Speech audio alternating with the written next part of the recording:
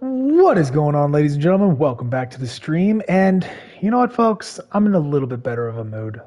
My mood is much improved from the last episode. As you recall, I was pretty upset with how our team was performing. So we shook things up pretty significantly at the deadline, and it seemed like things paid off a little bit. As you can see, we've improved a little bit. We are still 15 games under 500, but we had actually cut that number to 11 games under 500. As you can see, we had a very good August. A lot of W's on that screen. Guys were playing well. However, at the tail end of August, we got bit pretty bad by the injury bug. Let me show you some of the injuries we had. So first, Michael Bush went down, which was really frustrating because he had started to heat up like a mother. Oh, he was on fire. His season numbers to that point were looking kind of like his 2023 season, but you see what he finished at. So it was really kind of frustrating to see him kind of.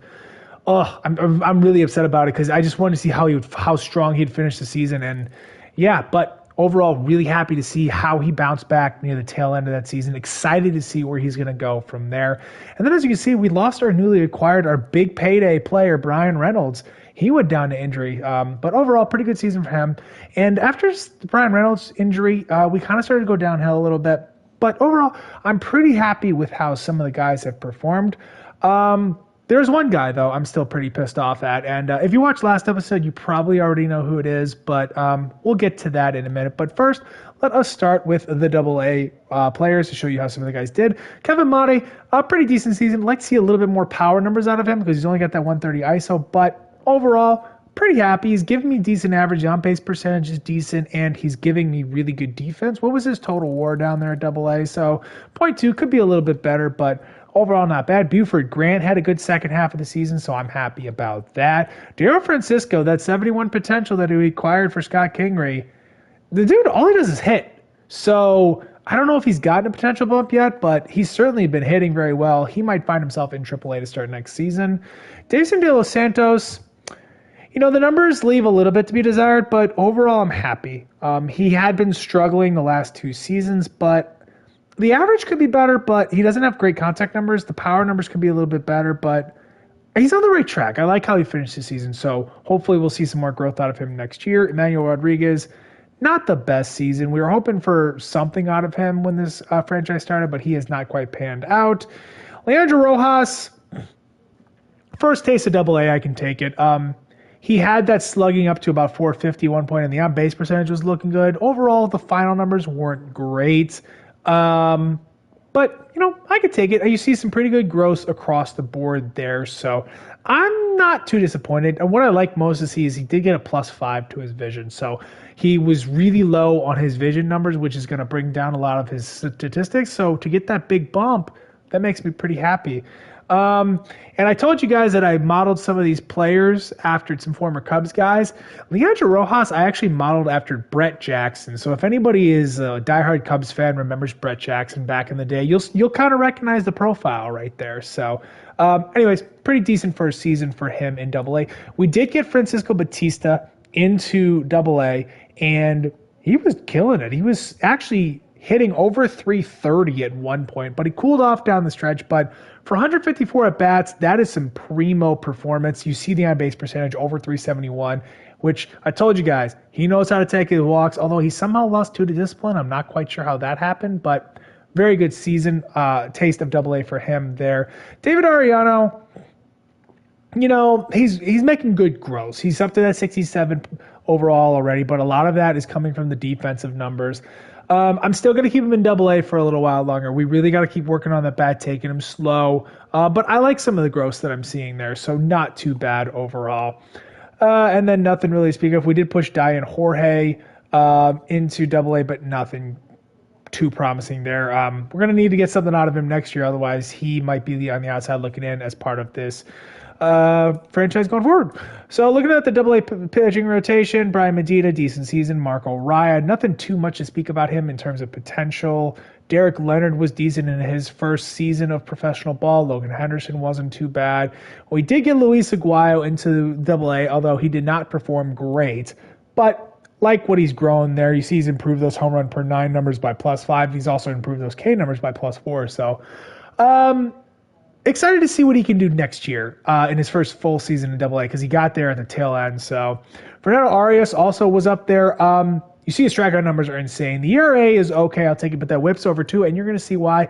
He walked over more than one guy per inning, so definitely some problem with that control as we talked about in that special presentation video, but +4 to the base on balls per nine. He's already up to that 9 base on balls per nine, but we got to get that bad boy up quite a bit more if he's going to be successful in this franchise. Ronnie Collado, we acquired from the Rockies. He looks like a nice little piece for us. Guillermo Leon had a good season. So did Felix Villa. This is the guy we picked up off of free agency as an undrafted free agent. So not great K per nine numbers, but seems like a pretty effective reliever overall. And then Richie Gallegos only got 10 innings. He was a draft pick for us last year. We were using him in the closer role just to get him some work at AA. So that's all we're going to talk about for AA. Let us get to the end of the AAA season to see how some of the AAA guys did. And then so let's simulate this last game. All right. So going down to AAA, who do we want to talk about? So let's talk about Kevin Alcantara first. His numbers coming over to us were not great. He was like 189 and 301. 189 was his average, 301 was his slugging. So he did better for us once he got into our franchise in AAA. So really like across the board. So +4, +5 in contact, +3, +4 in power. So like his growth, he may find himself in the majors at the tail end of next year, but he'll have to perform at AAA to really prove that he belongs. Kyle Manzardo, all the man does is hit. AA was too good for AA. When moving up AAA, the power numbers slipped a little bit. You see the ISO wasn't great, but taking his walks, average over 311. This man can hit, I can tell you that. I don't know if we're going to find any use for him because we have a couple of good first basemen already. We just drafted a first baseman in the last draft. But I think he'll be a primo trade chip for when we try to acquire some high-end talent at a deadline or something. Will Robertson cooled off at the tail end of the year, but he had a really good year. I'm very proud of Will Robertson. Again, he's already 26, so we're probably not going to get much out of him in this franchise in terms of at the major league level, but who knows, maybe we can use him as small part of a trade deal, something like that. Pete Crow Armstrong finished the season strong. I was worried about him at the deadline, but the bat grew immensely. Only +3 to the contact, but that's fine. I'll take that. The -2 to the contact left isn't great, but lefty on lefty, that's okay. +9 to the contact or the power lefty, though, made me really happy. So overall, very pleased to see what Pete Crow Armstrong was able to do at the tail end of this season. He might be looking for a call up to the majors at some point next year. Nothing else to speak of in the lineups there. Kyle Nicholas was very good at AAA. He wasn't good in the majors, but very good at AAA. I haven't decided if I want to move him into a full-time relief role or keep him at the starter. I probably will move him into the relief because... yeah, probably just because he throws that 96-mile-an-hour fastball. He'll probably be more effective coming out of the bullpen, especially with not so pretty hit base on balls per nine and home runs per nine. He'll be a better fit out of the bullpen. Bo Brisk, not sure what I'm going to do. I might try to trade him in the offseason because he can help out some team elsewhere, but he's not really fitting into our future plans. Glenn Otto, not a great season. I might non-tender him. He wasn't good in AAA in the 17 innings. Very happy with what we got out of him in 23. He ate a lot of innings for us, but... the FIP is 4.4, so the same FIP as the previous year, upped his strikeout numbers. I'll have to see how things shake out. I might non-tender him. I might look to trade him. We'll see how things pan out in the offseason. Beckway, not great. I might not bring him back. We'll see. Dylan Dodd, not great. Taylor Hearn, yeah, I'm not going to bring him back. He didn't pan out as the lefty reliever that we hoped he would be, and I don't really care about his AAA numbers. Sean Burke, might not bring him back or put him in a relief role. We'll see. Riley Thompson was not great in the majors. His FIP wasn't so bad. It was 4.23. I don't know what I'm going to do with him yet. I might trade him because I don't really see him being in our bullpen in the future. But he's a little too good to non-tender, especially because he's only 27. So we'll think about that. And Jeremiah Estrada, not the best season. You see that the ERA was a little bit above 4. See, where was he struggling? Walk numbers weren't great, but... So, still got a lot of high hopes for him because he's going to be 26 next year, but he's going to need to prove it next season. Otherwise, we may be looking to dump him. So, final squad we need to check out is the Major League squad. So, let us get there. So, AAA did not make the playoffs. No surprise. AA did not make the playoffs. No surprise. And we don't want to stop for this. That does, okay. And then let's simulate that. Okay.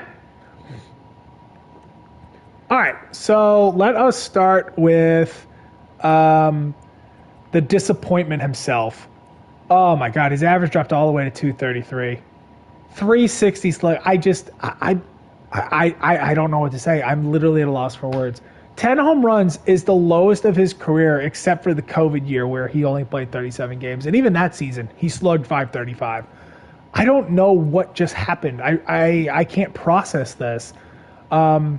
He might be down to 88 potential, and that might be it. So this might be weird to say, but I might look to trade him in the offseason because I was hoping for more out of him, and maybe I'd prefer to clear the money to try and go get somebody else because that was just piss poor. Jonathan India, not bad for us. He was up and down. He finished, those numbers are okay. I'm looking for a little bit more on the on-base percentage. I would love his numbers to look more like his rookie year of 2021. That's what I'm hoping to get out of him. So if he can turn into that, he'll be exactly what we were paying for. But these numbers aren't bad. But I'd like to see a little bit more out of him. Santiago Espinal, not his best season in a Vipers uniform, but I can't complain because that's still a decent slash line. We moved him all over the diamond. He was playing center field. He's playing shortstop. He was doing a lot for us this year. See the 3.6 WAR, which is probably due to him playing some premier defensive positions. So I guess I can't hate too much on the bat falling back a little bit because he was playing some really important defense for us. So he's maxed out on potential. Honestly, those numbers across the board I think are very good for a utility role. I'm probably going to give him a contract extension at some point because he might get phased out of starting roles at some point, but he does too much well. I'd love him as a bench player at minimum. Ian Happ finished the season very strong. I was told you in the last episode I want to see that slugging back up around that 460 mark, and that's where he got to. Very good season. We got what we paid for out of Happ. He was in the DH role until Reynolds got hurt, and then I had to kind of move some things around to get him into outfield again. Juan Yepes actually won a of the month in August. He was hitting like 300 and slugging over 600. You see he cooled off a little bit down the stretch, but really solid season. 269 average, 340 on base percentage, and the 561 slugging. So really a good season for him. I like some defensive versatility, third base, left field, right field. Good batting numbers across the board for him. So this is a guy who I'm excited about going forward. He can fill a few roles for us, which makes me really happy. Nick Gordon had a great year. I love the slugging numbers. The guy took 6 walks all season, though. I mean, that's just insane. 6 walks. But the average is good. The slug is much. He's probably going to be in a utility role going forward for us because he started.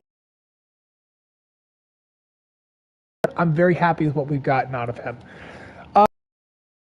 Finished down, but like the ISO being at 200, could take some more walks. But overall, not a bad season. I'm not loving that overall is being filled out by his defensive numbers, as you see. But, I mean, good defensive numbers. Love the arm strength and the arm accuracy. So, but yeah, he's been decent for us. Like to see that average get bumped up. We might just have to train. I mean, he got good bumps in the contact numbers there for right and left. So, really across the board, +4, +5, +4, +7. So, not too bad. Expecting big things out of him next year, actually, now that I think about it. Looking at those numbers, I think he's going to have a good year next year. Speak it into existence. We did get Gunnar Henderson up into the majors, and not bad. I mean, for a little bit of a taste, that's not bad. He was playing the DH role only, so didn't want to put too much on him in terms of defense. Don't love that he lost 2 against the power, and I would like to see the bat grow a little bit more because he only got +2 to both those contacts and +5 to power right. I think he only grew 3 overall this season, so that's not ideal either. And I also checked in on him. He did lose 2 potential, so he's down to 87 potential.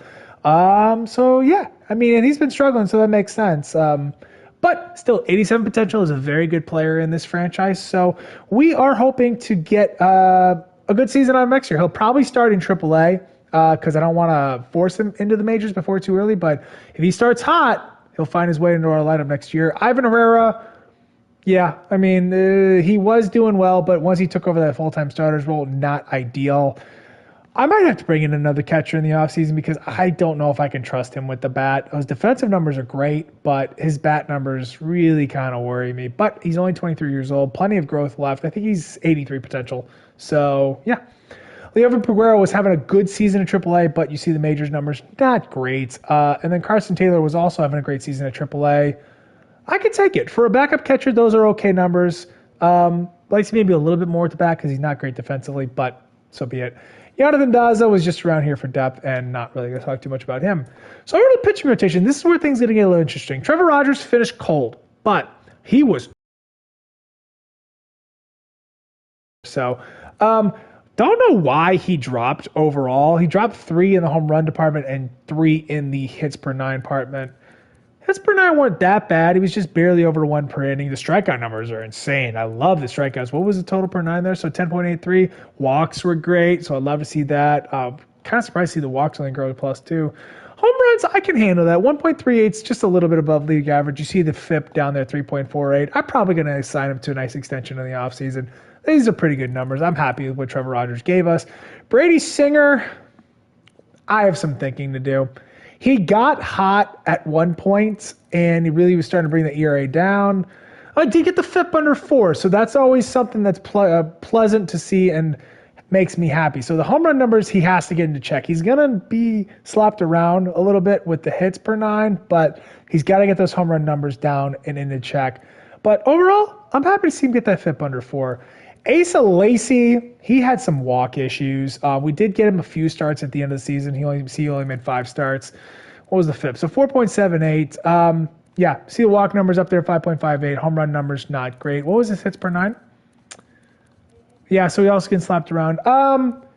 I might get him in the majors next year to start the season as a back-end rotation starter. We'll see we'll see who I go after in free agency, but not the best season from him. But I was happy to get him mostly a full season in AAA because he was up there for a good amount of time. Bobby Miller was up and down. You see he finished down, but overall, I got to be happy with how the season went. Don't love the FIP, but that's mostly elevated because the home runs per 9. Strikeout per 9 numbers were good. Walk numbers could be better, but not bad. He has 88 potential, so he is well on his way to becoming a front-end starting pitcher. Brian Bello really settled down. You'll see the numbers are 5.75, but that doesn't speak to how good he pitched in the second half of the season.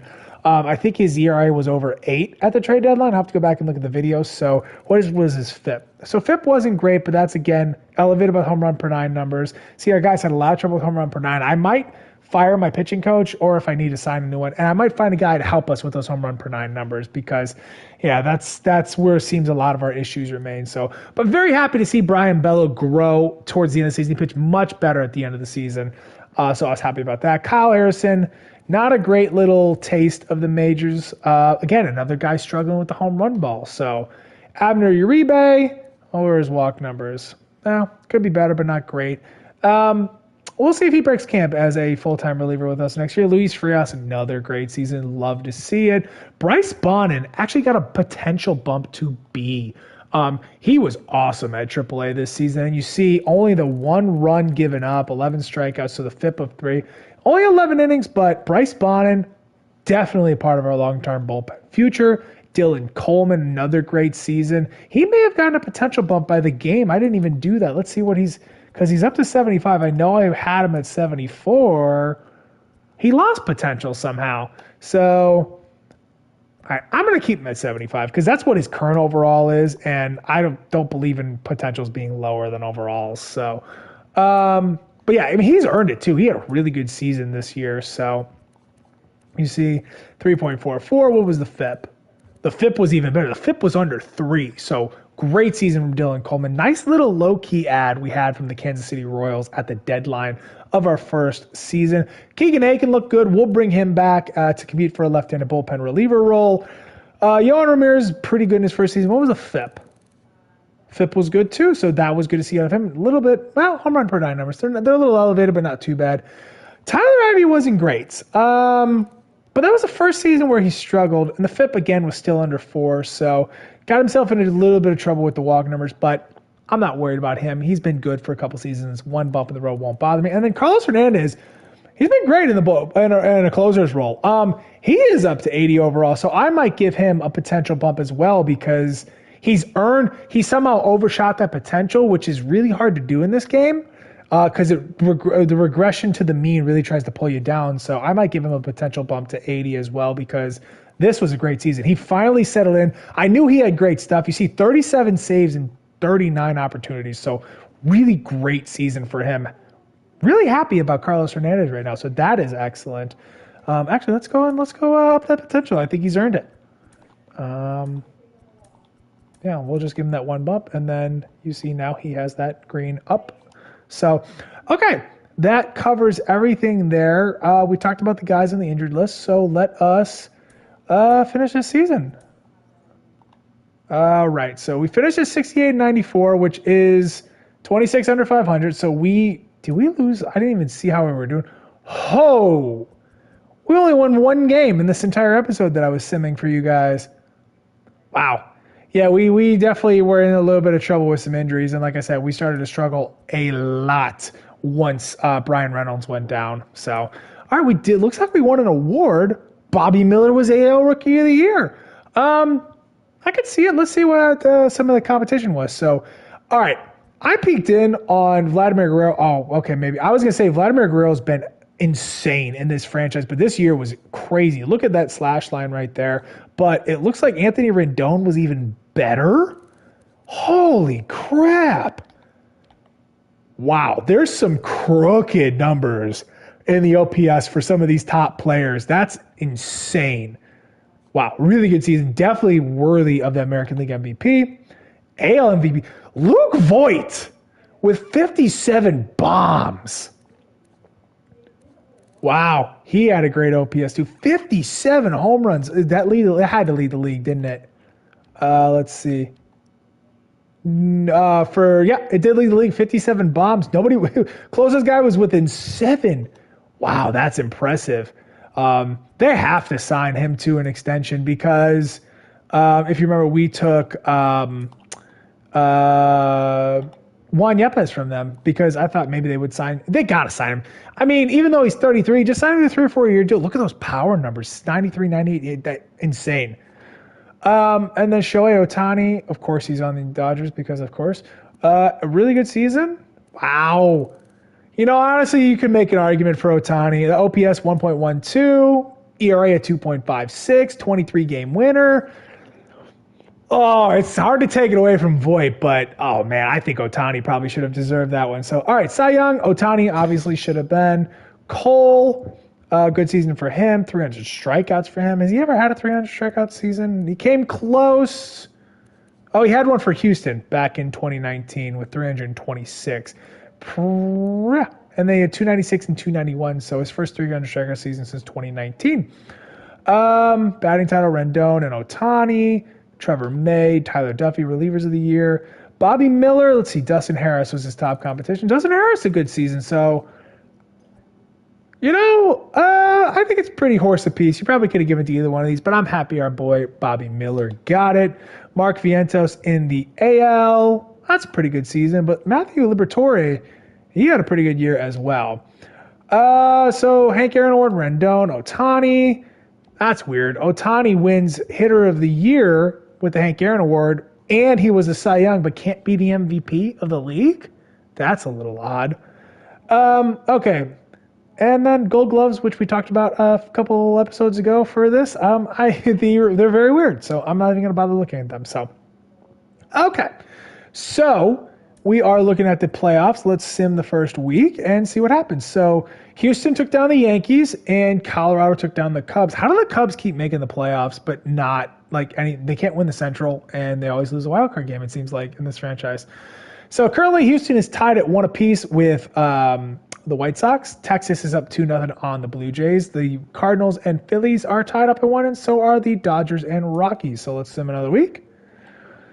So Houston 1-4, Texas 1-5, St. Louis 1-4, and Dodgers 1-4. So Texas versus Houston and Dodgers versus St. Louis. Let us sim another week. All right, so the Dodgers 1-6, but we have one more game left. It is the Houston Astros versus the Texas Rangers. Ooh, an all-Texas ALCS. That is interesting. All right, so we've got Luis Garcia versus Julio Urias. And it is the Texas Rangers going to the World Series against the Los Angeles Dodgers. So Cole Winn versus Shohei Ohtani. First game goes to the Dodgers. Brad Keller versus Walker Buehler. Second game goes to the Dodgers. So Texas is in trouble, but they are now home. Julio Urias against his former team, facing Mike Clevenger. Oh, are we going to get a sweep? Tyler McGill versus Dustin May? Oh, no sweep. Cole Winn versus Ohtani, part 2. That is the end of it. So the Dodgers are your 2024 World Series champions. They defeat the Rangers. Pretty surprised to see the Rangers make the World Series, but good for them. They finished the season 93 and 69. I'm curious. Let's go check out their team a little bit. So they're not overly stacked. Where is Corey Seager? I don't know where he is, but yeah, they're not overly stacked with the lineups. How about their pitching rotation? Decent pitching rotation, although not outstanding either. So, yeah, pretty surprising to see Texas make the World Series, but again, not too surprising to see them lose in the end because they're not overpowered. So, anyways, that is going to be the end of this episode. I'm feeling pretty confident about next year. I'm going to be pretty aggressive this season, trying to fill those final little holes and voids on our team. But I think we might be able to compete for a playoff spot next season. We shall see how things work out. But in the meantime, between time, I hope y'all have a wonderful rest of your day, and I'm out. Deuces.